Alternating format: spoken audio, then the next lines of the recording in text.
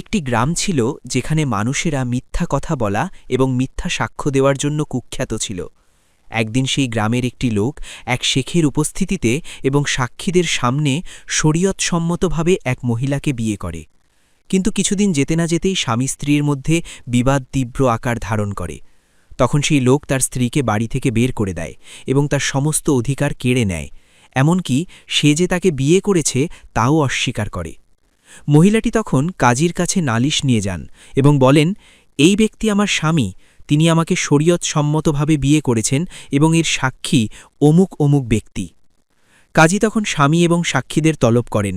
তারা হাজির হলে স্বামী এবং দুইজন সাক্ষী মহিলাটিকে চেনে বলে অস্বীকার করে এবং দাবি করে যে তারা তাকে আগে কখনো দেখেনি।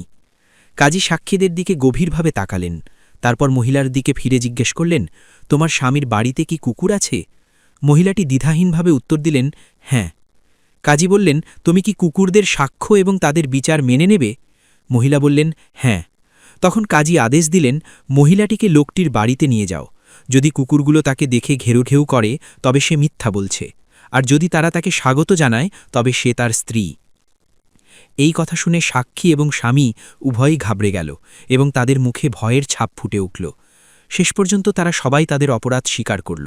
কাজী তখন মহিলার সমস্ত অধিকার ফিরিয়ে দেওয়ার নির্দেশ দিলেন এবং বললেন, এরা সবাই মিথ্যা বলেছে, তাই এদের সবাইকে চাবুক মারো।